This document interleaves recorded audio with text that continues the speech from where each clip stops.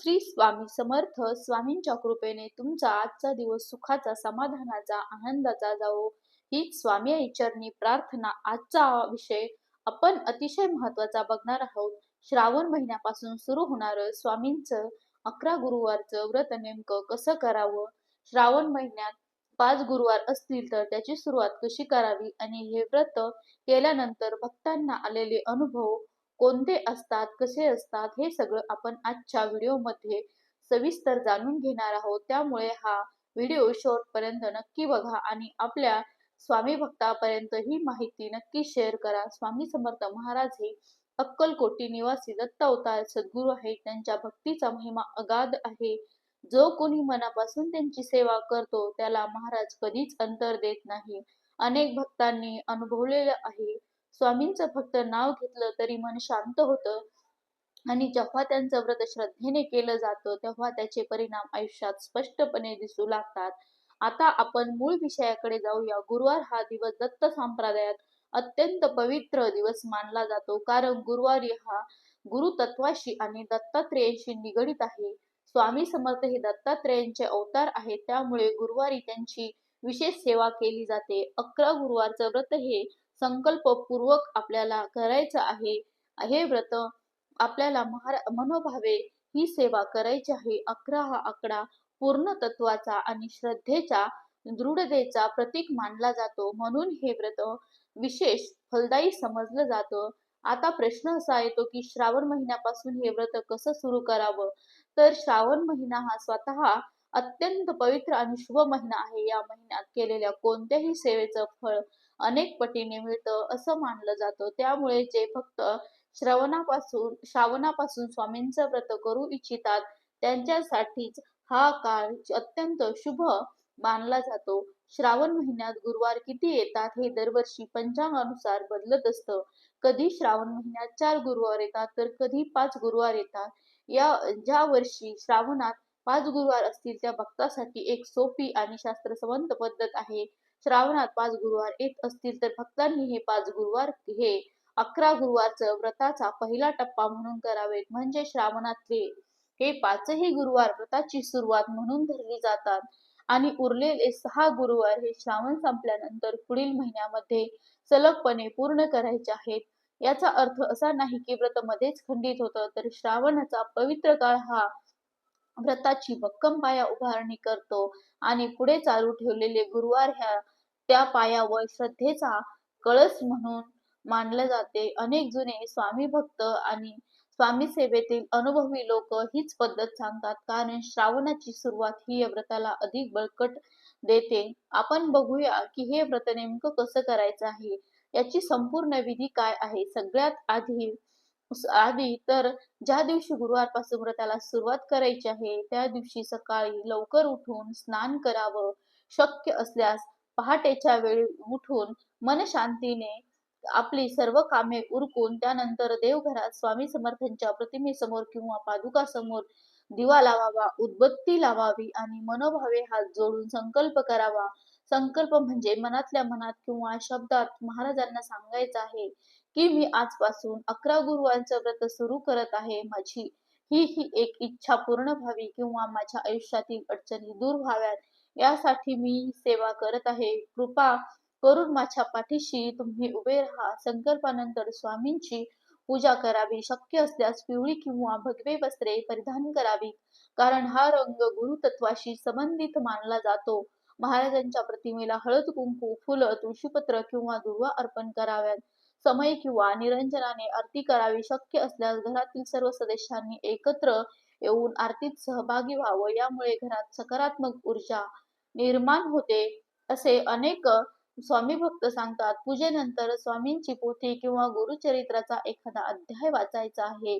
ज्यांना पूर्ण पोथी वाचणं शक्य नसेल त्यांनी किमान श्री स्वामी समर्थ हा नामजप करायचा आहे. 11 माळी, 1 माळी. अनेक भक्त 108 वेळा किंवा त्याहून अधिक वेळा हा जप करत असतात.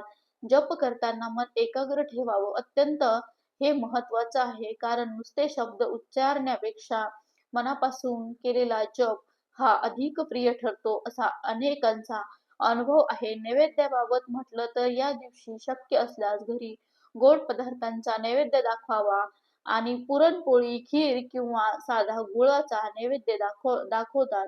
नैवेद्य दाखवताना मनात कोणतीही घाई न ठेवता शांतपणे महाराजांना नैवेद्य अर्पण करावा.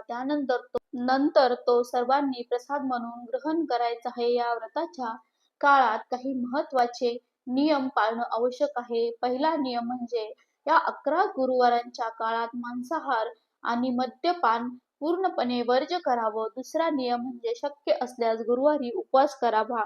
ज्यांना पूर्ण उपवास शक्य नसेल त्यांनी फलाहार किंवा एकभुक्त राहून सेवा करावी. तिसरा नियम म्हणजे मनात कोणाबद्दलही राग, द्वेष, वाईट विचार ठेवू नये. चौथा नियम म्हणजे शक्य असल्यास त्या दिवशी एखाद्या गरजू व्यक्तींना अन्नदान करावं किंवा यथाशक्ती दानधर्म करावा. आणि सगळ्यात महत्त्वाचा नियम म्हणजे व्रत सुरू केल्यानंतर मध्येच सोडू नये. सलगपणे 11 गुरुवार पूर्ण करावेत. जर एखाद्या गुरुवारी काही अपरिहार्य कारणाने पूजा करता आली नाही तरी मनातून महाराजांचं स्मरण स्मरण करायचं आहे आणि मग तुम्हाला हे व्रत चालूच ठेवायचं आहे. 11व्या म्हणजे शेवटच्या गुरुवारी व्रताची सांगता करायची आहे. या दिवशी शक्य असल्यास घरी लहान भजन किंवा नामजप कार्यक्रम ठेवावा. ब्राह्मण भोजन किंवा गरीब व्यक्तींना भोजन द्यावं. स्वामी महाराजांचे मनापासून आभार मानावेत. या दिवशी स्वामीकडे कृतज्ञता व्यक्त करणं अत्यंत महत्त्वाचं असतं. कारण व्रत हे केवळ इच्छापूर्तीसाठी नसून महाराजांप्रती असलेली श्रद्धा आणि प्रेम व्यक्त करण्याचं एक माध्यम आहे. आता आपण बघूया सेवेच्या अनुभवाकडे. अनेक स्वामी भक्तांनी हे व्रत केल्यानंतर आपल्या आयुष्यात झालेले सकारात्मक बदल सांगितले आहेत. एका भक्ताने सांगितलं की त्यांच्या घरात अनेक वर्ष आर्थिक अडचणी होत्या, नोकरीत सतत अडथळे येत होते. त्यांनी श्रद्धेने 11 गुरुवारांचं व्रत सुरू केले आणि व्रत पूर्ण होण्याआधीच त्यांना चांगल्या नोकरीची संधी मिळाली. त्यांनी सांगितलं की महाराजांनी त्यांची प्रार्थना ऐकली आहे आणि त्यांच्या आयुष्यातील अंधार हा दूर केला. दुसऱ्या एका भक्ताने सांगितलं आहे की त्यांच्या घरात सतत भांडणं आणि अशांतता होती. तिने मनोभावे स्वामींचे 11 गुरुवारचे व्रत केले आणि घरातील वातावरण हळूहळू शांत झालं.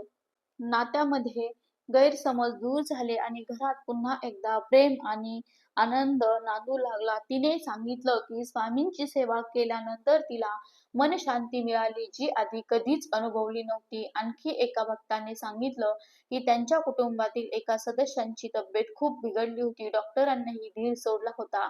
अशा कठीण प्रसंगात त्यांनी स्वामीकडे प्रार्थना केली आणि 11 गुरुवारचं व्रत सुरू केलं. हळूहळू त्या व्यक्तीच्या तब्येतीत सुधारणा होत गेली आणि पूर्ण व्यक्ती बरी झाली. त्यांनी सांगितलं की हा अनुभव त्यांच्या आयुष्यातील सर्वात मोठा चमत्कार होता. तेव्हापासून त्यांची स्वामीवरची श्रद्धा अधिकच दृढ झाली. असे अनेक अनुभव भक्तांना वेळोवेळी सांगितले आहेत. कोणाला नोकरीत यश मिळालं, कुणाच्या विवाहात अडथळे दूर झाले, कोणाच्या मुलांच्या शिक्षणातील अडचणी सुटल्या, तर कोणाला मानसिक शांती मिळाली आणि समाधान मिळालं. या सगळ्या अनुभवामागे एकच समान धागा आहे, तो म्हणजे श्रद्धा आणि सातत्य. महाराज कधीच आपल्या भक्ताची परीक्षा घेत नाहीत असं नाही, पण जो भक्त संयमाने आणि श्रद्धेने स्वामींची सेवा करत राहतो त्याला महाराज योग्य वेळी योग्य नक्कीच फळ देतात. तर हे व्रत करताना एक गोष्ट लक्षात ठेवा, व्रत हे कोणत्याही स्पर्धेसाठी किंवा दिखाव्यासाठी नाही, ते पूर्णपणे मनशुद्धी आणि श्रद्धेसाठी असतं. त्यामुळे कितीही मोठी पूजा केली यापेक्षा किती मनापासून सेवा केली हे जास्त महत्वाचं आहे.